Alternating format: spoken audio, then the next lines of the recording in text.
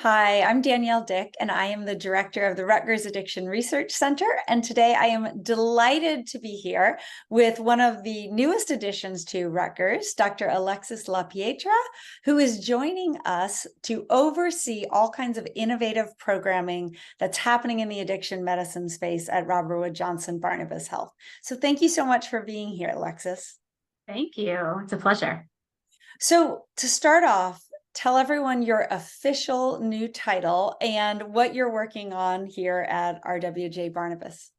Sure. So my title is System Director for Addiction Medicine with the Emergency Medicine and Hospitalist service line for Barnabas. So what that means is I'll be working with the emergency medicine team and the hospitalist team to start launching and building addiction medicine programming.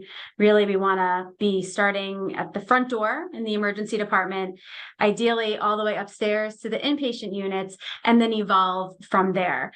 My background is emergency medicine, which I did a residency at St. Joseph's Health in Paterson, New Jersey. Then I did a pain management fellowship, really geared more towards acute pain. Some of that training was done at the Cooperman Medical Center in the Barnabas system. And then after that, doing a lot of pain management work in the emergency department, opioid sparing strategies. That was really my passion. But in around 2018, I noticed in looking around, we were not treating opioid use disorder. So we were focusing on the prevention of opioid use disorder, very important. But what about all the folks who come to us who are in opioid withdrawal or who have opioid use disorder or chronic medical problem? And I started to get more involved in addiction care and emergency medicine and really just grew from there. So tell us what it's like being a frontline physician in an emergency department in light of the opioid use disorder crisis. And I know longstanding before that, many substance use disorders show up in the emergency departments. So tell us what it's like being a doctor working in an emergency medicine area. Well, I'll say a few years ago, before I got into this space, and I believe a lot of physicians and providers, this is their everyday, is really feeling powerless. We are so good at managing crisis and emergency medicine. We know what to do. We're so well trained on someone, coming in having a stroke, having a heart attack, coming in just in just medical crisis. We know what we're doing. But when it comes to substance use disorder in general, we really pause and think, where's the adult? Who am I turning to for help? Because traditionally we were not educated on really how to manage. We certainly know how to recognize, and we know how to help folks who are in alcohol withdrawal or who have overdosed on opioids. Those withdrawal and poisonings we can manage. But when we have someone who presents and they really just need help, or they're having some symptoms of the disease, but it's not complete crisis, we often feel like there's not much for us to do. However, with all that we know in 2023, the folks that are in between are just as sick and have just as high mortality. Those are the folks that slip through the cracks. We think maybe there's not much for us to do, but they end up dying. So now, instead of feeling powerless, the trend in emergency medicine is to feel empowered by becoming educated, by really just recognizing what's going on and the role we play, which is a big one. It just traditionally, Danielle, it was not in our lane. It seemed really siloed. And if they were breathing and they were talking and they were walking, even though they had this horrendous medical problem, they weren't ours to deal with. But that's just not the case. So one of the things that I love about when I've heard you talk before is about how substance use disorders are complex medical conditions. They are associated with high mortality. And so rather than thinking this isn't in our space, that actually physicians should be embracing this in the same way that they embrace their ability to manage and treat cardiovascular problems and prevent heart attacks and to send people home with really complex both medication and lifestyle modification plans to avoid future problems and death. And we don't treat substance use disorders that way, even though we should. Talk to us about that. Sure. So again, I think historically there was not many options for medications, but in 2023, we've had for many years now, methadone and buprenorphine, which is the active component of Suboxone. So methadone's been around for decades and decades, but again, very siloed in the opioid treatment programs, nothing to do with us. That's wrong.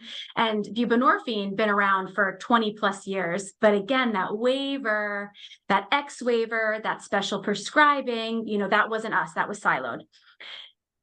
The mortality, if someone is presenting to the emergency department and they have a high mortality, it means we should be doing something. So in light of the fact that medications are out there, just because historically we didn't use them doesn't mean we can't learn.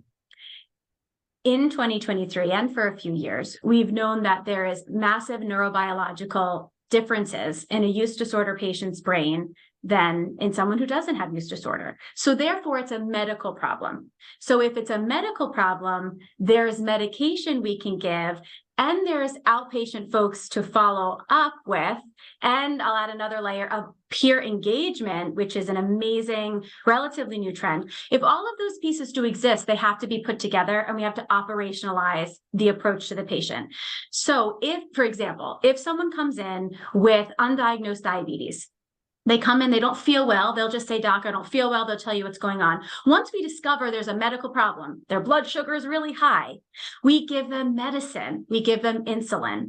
Maybe we plug them in with a nutritionist because lifestyle change is important, but then we always send them home with the medication and the person to follow up with. We don't want to see them again. We'd be happy to see them again, but we prefer that they go home, they take their medication, they engage in a healthy lifestyle, and we don't have to have them in and out of the ED. When it comes to substance use disorder, we have the sign, high blood sugar, which is they're coming in with an overdose. They're coming in with a skin infection from injecting. They're coming in with their liver not functioning normally from drinking. So we have these signs. Then we should be giving them something to help with their disease. So that is potentially medication for alcohol use disorder. There's anti-craving medications like Vivitrol or naltrexone, and then things like methadone or buprenorphine for opioid use disorder.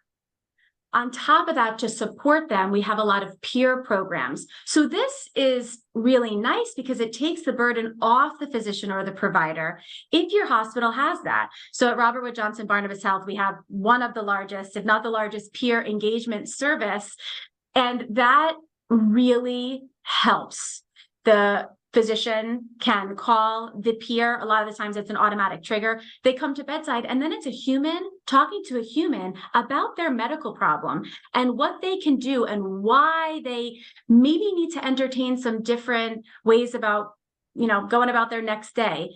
So we have the peer team and then we have the physician part. And then we do have a robust infrastructure of outpatient follow-up. I know we'll get to it. I think the outpatient follow-up could be better or could have a lower barrier, or no barrier, but we do have all these things in place. So we have a medical disease. We know that. We know that based on how the person presents.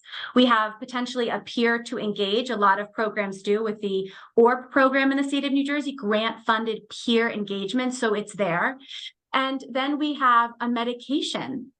So it's just putting this all together, having it be operationalized just like the diabetic patient who comes in. If you have this medical condition, these are the things we need to do to help you, and we send you home. Same thing, opioid use disorder, alcohol use disorder, this is your diagnosis. This is how we figure it out, because otherwise, what are we really doing? If someone comes in after an opioid overdose, the chances they'll be dead in a year are high. They're around 8%. And that's pretty high for a chronic medical disease, Danielle. When people come in with heart attacks, we try to tune them up. They don't come back. That mortality is not high like that. So if we can get them on something like Suboxone or buprenorphine, we can bring their mortality way down.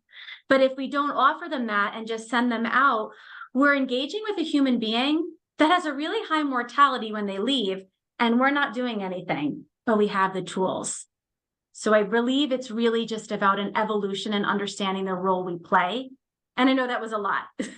I love how you present it in that way. And that's one of the things that I really adore about working with you, is that you talk about how this really needs to be integrated into medicine. And it is very much in our lane as physicians, clinicians. Can you talk a little bit about why you think we have not historically done a good job with treating substance use disorders in medicine? The quick, easier answer is poor education. So just, the top piece of this is physicians will really practice in their comfort. And the way we get physicians and providers comfortable is we train them in the things they need to recognize and treat. So we have 4 years of medical school. We have 3 to 5 years of residency. Then we have another 2 to 4 years of fellowship training. Then we're out in our practice, learning continually as we go. If we are not, and prior, when I was training 10 years ago, 15 years ago, we did not have addiction medicine training as part of our medical school curriculum. We did not have it as part of residency training. So the first time I started practicing anything having to do with addiction, I had been out of residency 5 years.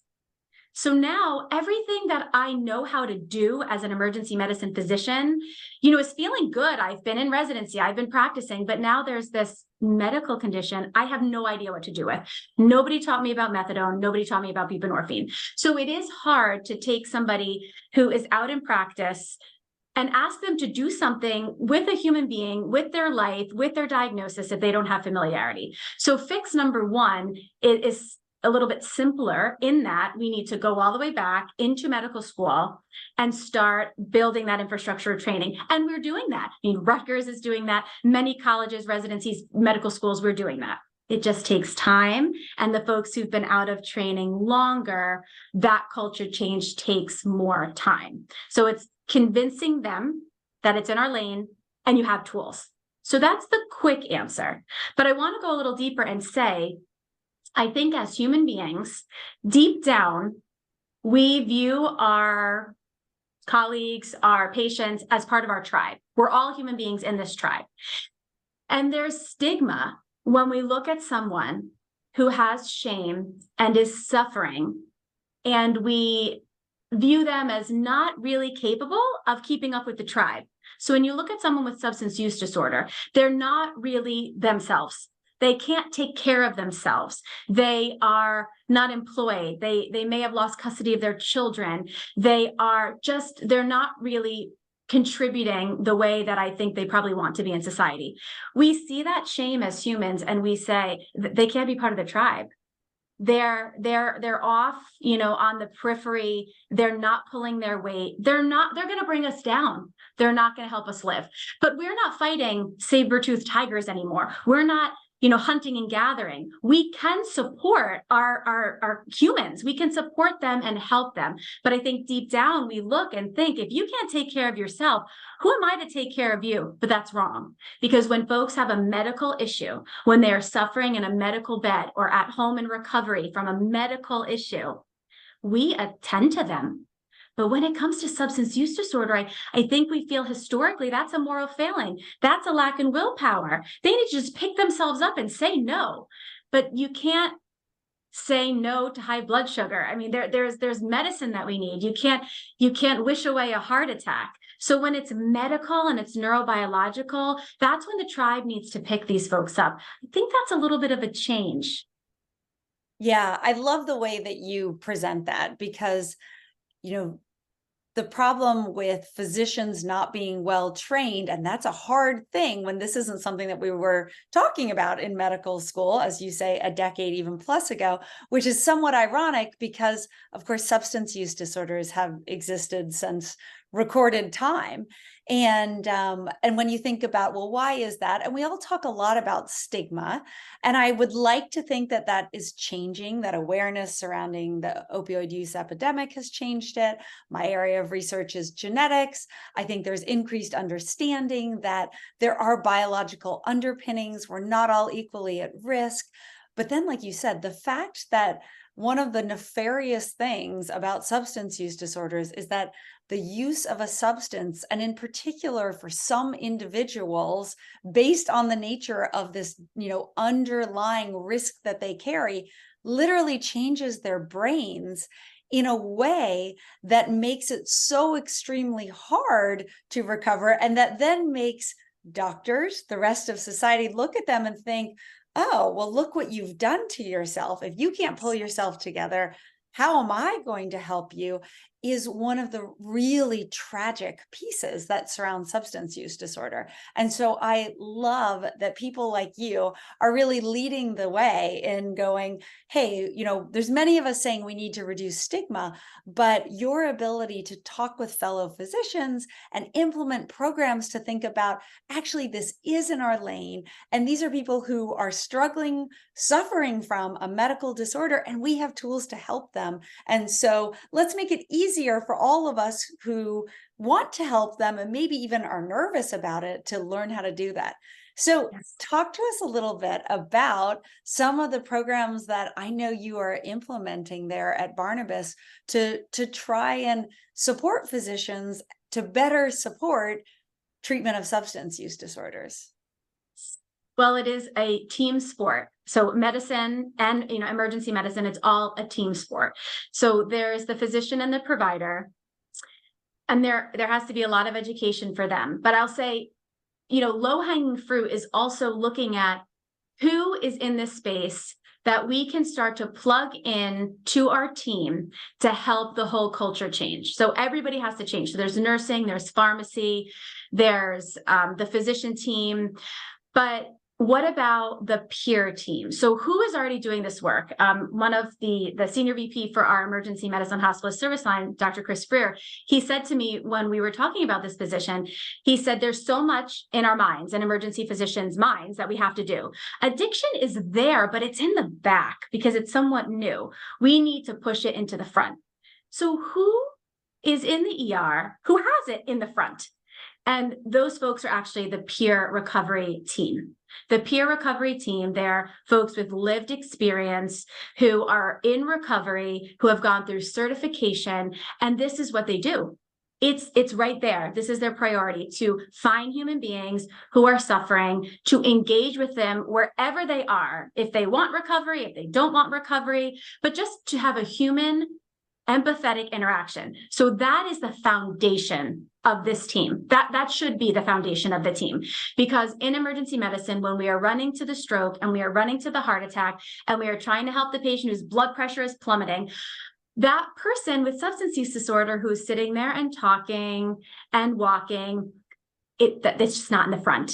So the peer team helps build the foundational trust and starts the empathetic discussion. Then we need nursing, who spends a ton of time at bedside and has a great rapport with the patient. We need nursing as empowered and as educated to engage first with the patient, but also then to be a team member for that physician. And then the physician team, it's on institutions, it's on professional societies to really have that physician go through mandatory training. And we see that now. The X waiver has been removed. So no longer do you need special training to prescribe. However, SAMHSA, the DEA, I believe they recognize that many physicians want to use it, but we're reluctant because we didn't get that. We didn't have that X waiver maybe. So now every physician who wants to have their DEA renewed, when it comes up for renewal, they have to have taken 8 hours of special training. So it's not the X waiver that's gone. It's just your DEA is up for renewal. You would like to prescribe controlled substances, oxycodone, morphine. Well, buprenorphine is in there as a scheduled substance. So in order to prescribe any of this, including buprenorphine or not, we need you to learn about opioids and we need you to learn about addiction. And then once you do that, you can prescribe any of those drugs that you need to for appropriate reasons. So that is coming up for all physicians and providers who need a DEA. My job, in addition, to that being on all physicians, is to be elbow support for the emergency medicine physician and provider at RWJBH, to take some calls, to be there at department meetings, to review charts, to call a colleague and say, hey, Jim, you saw patient Jim, this is what went on. I know traditionally you didn't do that, but let me tell you what we can do. And these are with the easy steps, to work with IT, to make the EMR easy, to have things pop up, to have words that you type in, populate everything. We have to make it easy. All human beings only do things when it's easy. And Amazon and other big successful companies have made it way too easy to engage in their services. We need to make it way, way easy for physicians and providers to click, to have someone come over and chat with them, to have the nurse nudge them, and the whole team come together for a big cultural shift that will really reduce mortality in the population. I'm so impressed by everything you're putting into place. It makes me so proud of Rutgers for leading the way in this space, for hiring you. You've been such a fabulous partner too, in terms of thinking about how we can integrate with the research team and all of this innovative programming. So you've talked a lot about emergency departments, but I know that you are also thinking bigger, because there's many places where substance use disorders show up in other areas of medicine, and there's potential touch points where we could make a difference. And so can you talk a little bit about other areas where we could do better in medicine? Everywhere. I know you know that. So the House of Medicine has so many touch points. And one sad statistic is folks who overdose and die, or folks who succumb to alcohol use disorder and the issues that come along with it, have many, many interactions with medical professionals throughout their lives before they die. And many, many of these interactions are just lost opportunity. Every primary care visit, we do a screening, brief intervention, and referral to treatment when things pop up. So a good example of that is blood pressure. Every time you go and see your primary care doc, they take your blood pressure. I mean, 99% of the time, the blood pressure is fine. But if it comes back abnormal, wow, I'm screening, and now I'm going to have a brief intervention. Danielle, we took your blood pressure today. It's a little bit high. We could talk about some strategies for lifestyle change. We're not going to maybe get to medication just yet, or maybe it's time, but there's an intervention. We go through what the process might be to help you as an individual. Then there's a referral to treatment. So maybe it's a nutritionist, maybe it's a cardiologist. Based on your medical issue, maybe it's a kidney doctor. But the screening, brief intervention, referral to treatment is what goes on in medicine every single day. So in primary care office, we're doing it with blood pressure, we're doing it with blood sugar, we're doing it in women's health. The substance use needs to be built into that. We need to not be afraid to screen for it. This is I think this is glaringly obvious in women's health, especially pregnancy. People who are pregnant, they don't come seek care because they're afraid. It's often punitive. It's often judgmental. There's a lot of stigma. But if it could be more of a screening, brief intervention, and then this big piece is referral to treatment. So all of the folks who are catching this, the big issue is we don't really know what to do with them. If I find out your drinking is heavy or risky, I find out you're abusing prescription opioids or purchasing illicit opioids, I find out that you are utilizing cocaine in pregnancy, where do I go? So this is, I think, our biggest failure. I believe there's too many barriers. So in the House of Medicine, we need to start, this is a lofty goal, but we need to start working to a no barrier substance use disorder follow-up. We need to have offices that are open that will take folks with substance use disorder as they are. Right now, the typical levels of care for addiction are from very intense inpatient to something called outpatient. A little bit more intense would be intensive outpatient. What does that mean? It means that it is an addiction provider who wants to help you. But really the overarching governing bodies, professional societies say, if you need medication, we're adding this component of counseling. You really can't get the medicine unless you do this counseling. And we're going to screen your urine to see about your use of these substances. And if the urine comes back that those substances are present, how many times are we going to accept that before we decide we can't see you anymore? So the way that we treat addiction in this level of care system is slightly punitive, because if you have substances in your urine, aren't you the most fragile? Isn't that the highest risk person? We don't want you to leave. We want to bring you closer. And If you are working and trying to reintegrate into the community and have your children or whatever the issue is, it's hard to get to counseling. And you've heard me say a million times, if we have a brain, we need counseling. Human beings, we need counseling. It only makes everything better. We're complex creatures, but we get to decide what we do. We get to decide if we go to the gym after a heart attack. We get to decide if we change our diet after we got diagnosed with diabetes. We don't get to decide about counseling if we have substance use disorder. Now, I agree you need counseling, but I would also argue if you had a heart attack, you should go to the gym. But as autonomous adults, we get to consent in our medical decision. So I think the barrier, and the barrier is the wrong word, the addition of counseling is important, but can't be mandatory.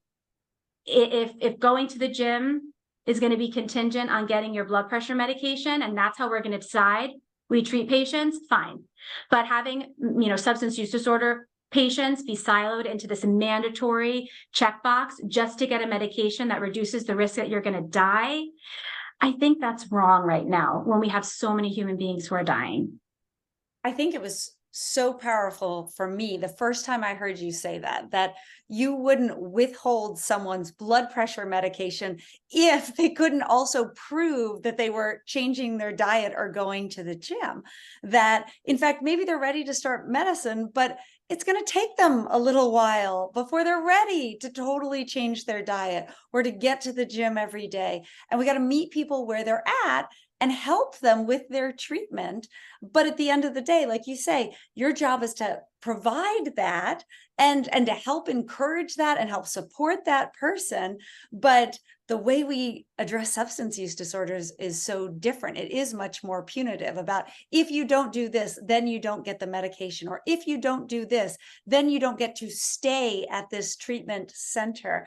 And so I think that for me, that was a wake-up call, even being in this field, that we do treat this very different than many other medical conditions, which I think goes back to speaking to the stigma that has surrounded these conditions and how all of us can play a role in breaking that down. And that doesn't just mean, the way we feel toward another individual that we might see, but it also means thinking about what policies we put in place and how we support those as well, because they have a big role in even unconsciously reinforcing stigmas. Yes, I think that it's a huge change, as I said, very lofty goal. And my point of view here is definitely polarizing, or is definitely more of a liberal viewpoint. And I understand that. And it comes from a place of complete hysteria, meaning these folks come in and I see the same patient every day who is inebriated, falling, hitting their head, alcohol use disorder, or naloxone 15 times in 1 month. They're very, very sick. They're really end stage, meaning they're close to death. So the way we've been treating addiction for a very long time, super well-intentioned, again, if you have a heart attack, you should go to the gym, but we don't make it mandatory. If you have substance use disorder, you totally need counseling, but we make it mandatory. So in this time of crisis, this is a harm reduction point of view. So again, liberal, maybe polarizing for some folks, and this is not against any treatment provider or any treatment facility. This is the way we've been doing it. So obviously this is the way physicians, providers, and treatment centers will do it. But to shake it up and to say legislatively, in terms of advocacy, we need to have another approach. We need to try something different. We are not getting better. That's just where I'm coming in terms of this kind of urgency to change. Is there needs to be a harm reduction model, which means you are not going to be perfect in your recovery. Post heart attack, you're not either. Let's give them a little grace. Let's keep them coming. Let's keep them engaged. Let's get medication in their system, which reduces the risk they're going to die. And then eventually, I have to say, a lot of folks come around and say, I think it's time I talk to somebody, or I think it's time I go to the gym. And that's a win. But if we push it, we lose folks. Yes. It's one of the things that, we know even in addiction counseling, we talk about motivational interviewing, the idea that you can't make someone else do anything. And it is just human reaction that when you're trying to weigh different things, the more that I push on you, Alexis, you really need to get to the gym, the more likely you are to say, but I have a huge job and I'm working long hours and I want to spend time with my family and my kids. And so we can sometimes, by trying to push things on people, actually inadvertently create pushback against it. And Yes. so it was interesting to me to learn that harm reduction can be so polarizing, because from inside the substance use disorder field, and of course, I'm a researcher, I'm not out there as a practicing clinician or in the community. It's interesting to me that it is polarizing because we know it works. And so I'm hopeful that we're going to slowly be able to start implementing some of these changes to, as you say, at the end of the day, help save lives. And my hope is that the opioid use disorder epidemic will bring to the forefront not just challenges associated with opioids. Opioids can kill quickly, of course, and that's why it's really come to people's attention.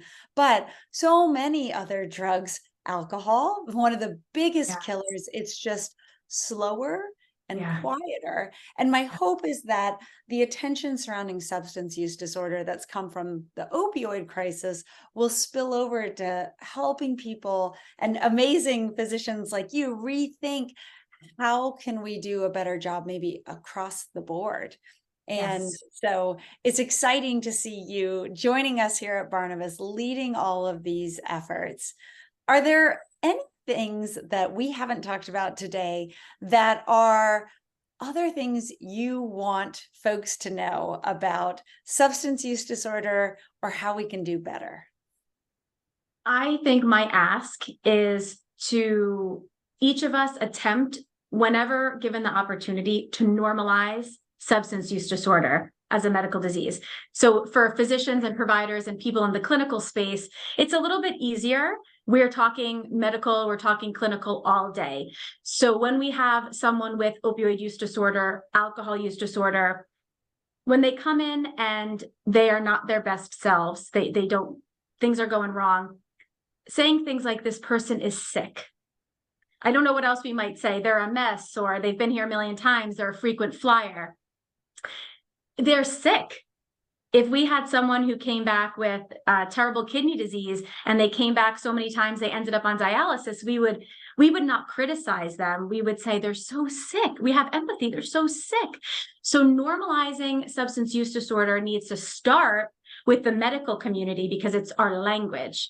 And that is one thing that I try to impart upon the medical students and residents, is when we empathize with how sick somebody is medically, we need to have that same viewpoint when we see somebody coming in homeless, injecting, sick, or what, losing their job, getting in trouble with the law. That they're sick because their brain has a complex medical illness and they need help. And then from the community, from speaking with my husband and my family and my kids who are still small, talking about it. So addiction is a human condition. We're never going to solve it. I hope we get better at treating it. I hope we get better at talking about it. So there's lots of resources online for parents or community members or teachers or educators, college students, college professors. Whenever it comes up, what are the opportunities to use different words and to just accept it, to normalize it, and feel comfortable with the words and comfortable with the existence? Because the more we keep it quiet, the more we keep it siloed, it's just, there's never going to be any light shed on it. So that's my ask, is to just, any opportunity to talk about it, find a little bit of bravery, find some tools, and talk. I love that, because being a researcher too, of course, I'm a numbers person, and you know that 1 in 5 people at some point in their life is going to suffer from a substance use disorder, is going to meet criteria and have problems with substances. Substances are all over our society, right? Alcohol is everywhere. Cannabis is sweeping the country in terms of legalization. It's increasingly available. As a society, we've chosen to have substances available, and some people are going to develop problems. And the fact that we're in this field, I'm sure this happens to you too, whenever individuals know what I do, of course, they feel like they can talk to you about it and maybe say things that they wouldn't feel comfortable saying to their friends when they're, out with the other girls or they're at the club or other things about challenges their child, their spouse, their parents, someone else in their family is having. And yet, when you're in this field, that 1 in 5 you realize is everywhere. It's Yeah. all of us. And everyone I've talked to who works in this space says, oh, yes, people talk to me all the time. There's not a person that I meet that doesn't say, oh, yes, my aunt, uncle, parent, child, sibling has struggled Yes. with substance use disorder. And so it's part of the fact that we don't talk about it, other than perhaps with people who are in this field, that we don't talk about with our friends and other folks that contribute to this kind of perpetuation of the stigma. And so I totally agree with you that we all, whether we're in our just a person out with our friends in society, or whether we are in our medical professionals role, can make a big difference in how we change the way that we think about substance use disorders. Amen. Well, thank you so much for spending time talking with me.